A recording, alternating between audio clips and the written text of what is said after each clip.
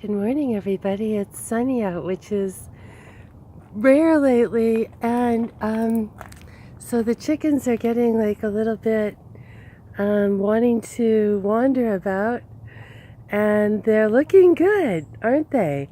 There's a sort of springtime feel in the air today. It's just very sort of unseasonably nice, and wow. Well, why did the chicken cross the road? That was too funny. I guess to stretch. And yes, and that is our... Oop, there comes a visitor. And there's two of the new ones in that little bunch. And then one who was raised at home first and who used to watch YouTube a lot. And it was really fun.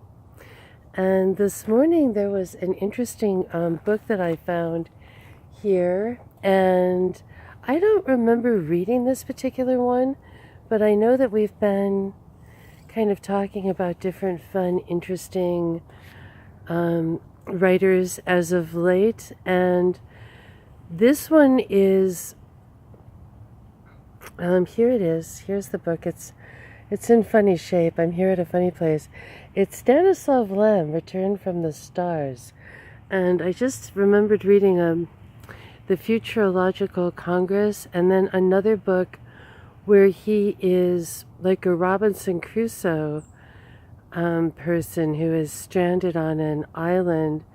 I cannot remember the name of that book. If anyone else has read it, maybe you remember. It's very, very funny, because he ends up splitting into different personalities on the island to sort of take care of himself. So while he's sleeping, the maid wakes up, so then he'll wake up in the morning and everything will be clean, and he sort of won't remember why. So it was this just interesting story about a person creating a community in their mind, and it was just a very funny book, really nicely done, slightly like a Vladimir Nabokov type, or there's someone else who was from Peru, and I always forget his name, and will try to remember, who would write these interesting, slightly surreal stories. Stanislav Lem also wrote the Futurological Congress. I think I brought that one up, and that one was a funny one where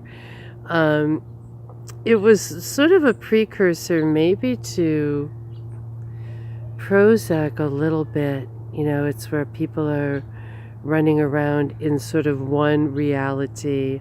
It's more potent than that, though. It's where people are just kind of taking these pills, and they're running around thinking the world is great, and it's in really, really, really rough shape. It's really weird. There's another really great book called I'm trying to remember the Stigmata of Timothy Archer.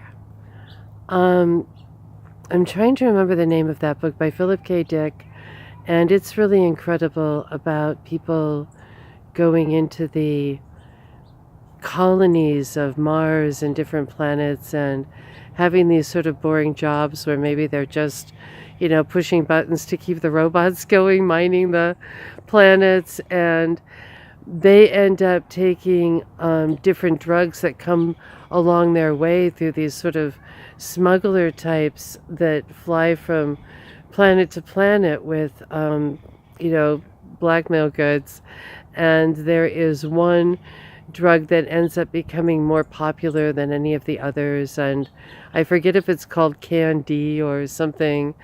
And what it does is it puts everyone's consciousness into these little miniature dolls, sort of like Polly Pockets. It was probably fashioned after Barbie when it was written, and so everyone can take it, and then they buy these little Barbies, and the little Barbies drive to Malibu, and they buy little Ken dolls that take them on dates, and the people sit around and let their consciousness go into these minds. And at the end of the book, you find out that Earth, which everyone is missing so much, barely exists anymore because it's been so overmined, because all it has is just all of these doll factories. So yeah, science fiction is fun, but it's freaky because it feels like reality sometimes, doesn't it?